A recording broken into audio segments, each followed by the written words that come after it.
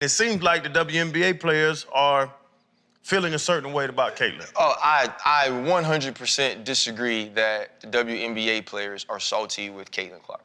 What's up, everybody? Welcome back to another episode. So, after having a few days off for the first time in her rookie season in the WNBA, Caitlin Clark was back on Friday, speaking for the first time about the national conversation and controversy that has erupted following Chennedy Carter's blindside chip shot nearly a week ago. So, Clark said sometimes it stings how much the conversation is outside of basketball and not the product on the floor, and the amazing players that are on the floor, and how good they are for their teams, and how great this season has been for the women's basketball. She went on to say that I'm not on social media, so I don't see a lot of it, but you would be surprised. I still have my TV on in my house, and I'm watching sports. You are still aware of it, and you still see it. Other than that, my focus is basketball. But yeah, I try to block it out. I don't have social media on my phone. I don't go on it. I don't see a lot of it, but I don't really think it's that different from when I was in college. Everybody's going to have their opinion, and everybody is entitled to their own opinion, and that's just what it is. I think you've just got to be focused on what's in your locker room, what's in your organization, how your teammates feel, how your coaches feel, and for me that's my focus.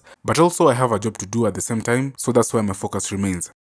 People looked at what Diana Taurasi said about Caitlin Clark during the tournament as hate, right? As animosity, but it wasn't. Diana Taurasi, who's one of the greatest basketball players that's ever lived, one of the greatest women hoopers that we've ever seen, said it's going to be an adjustment period. She won't do the exact same things right away in the NBA. Well, that's true, because what Caitlin Clark was doing in college was historic. She's not putting up the same number. She's having more difficulty. She's turning the ball over. When you looked at Diana Taurasi's comments, and everyone got on her because they said it would be an adjustment period for Caitlin Clark, she was speaking from the experience and wisdom that we speak of when we are talking about football. And she's saying, yeah, just like LeBron James, just like Michael Jordan, who end up being all-time greats, even though they were good as rookies, they had to grow. So yes, she's going to hit picks that are harder than what she ever saw in college. Yes, she's going to turn the ball over and lose basketball games. Yes, she's not going to shoot as high a percentage. She's going to have an adjustment period. And people took that as hate and animosity when it was just Diana Taurasi's truth that we should listen to. And then the other piece of it is, too, it's like I love the way that Angel Reese and Caitlin Clark are approaching this, because they're the two people that aren't complaining.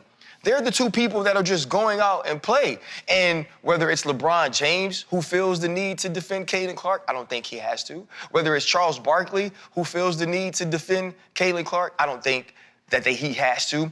Because when you listen to her, when you listen to Cameron Brink, when you listen to Angel Reese, who says, I'm a rookie, that's what they're supposed to do.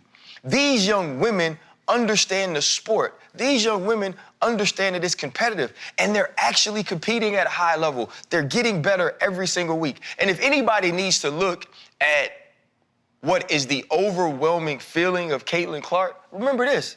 Caitlin Clark put more butts in seats in the Staples Centers in one appearance than LeBron James did the entire 2023-24 season. Like, that's her effect. That's how people really feel about it. It ain't about black and white. It ain't about vet and rookie. It's about that she's an absolute superstar. And anytime you play against a superstar, you want to go make your name. Whether they got it, whether you feel the way they got it is correct or not. And so, like, I just hate the entire narrative that's being spun around it all. Hold up. Limitless. Niggas to me cap pinning it. I fought to hear to witness it. This is the most recognition the WNBA has ever gotten. And what's crazy is, I feel like men are missing the boat. We should probably follow the women that have always supported women's basketball.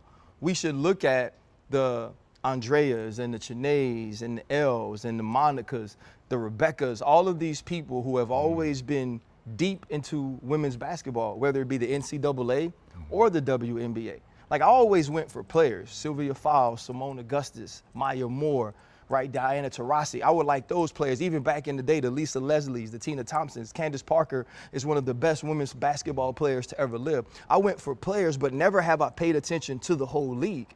But there's a group and a section of people that have. Why aren't we listening to them? Some of the best takes that have come from any analyst, any host, have been from the women who have been dialed into the WNBA. And they don't need a male savior. They don't need someone to say we put them on. They don't need someone to make it exciting where we may misspeak and call them out of their name.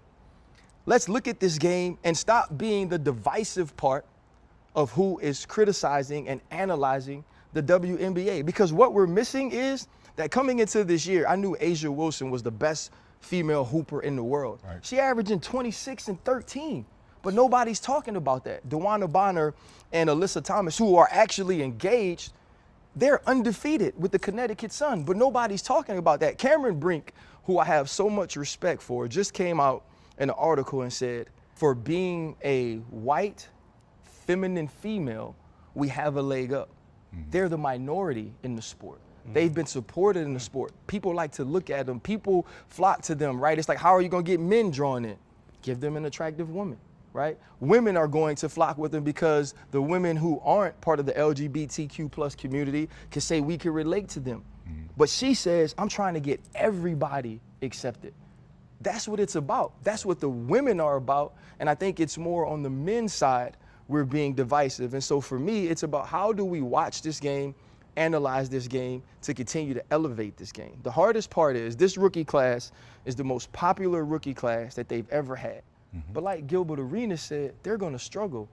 2 months ago, 3 months ago, all these kids were in college. They ain't get no off season. They ain't got no training camp. They had to go right in and play ball against grown adult women, like you said. And so for me, I'm excited that the W is getting the sort of coverage that it is. I just hope that we can move in the way of covering the game and stop being so divisive about who's important and who's not. It seems like the WNBA players are feeling a certain way about Caitlin. Oh, I 100% disagree that the WNBA players are salty with Caitlin Clark.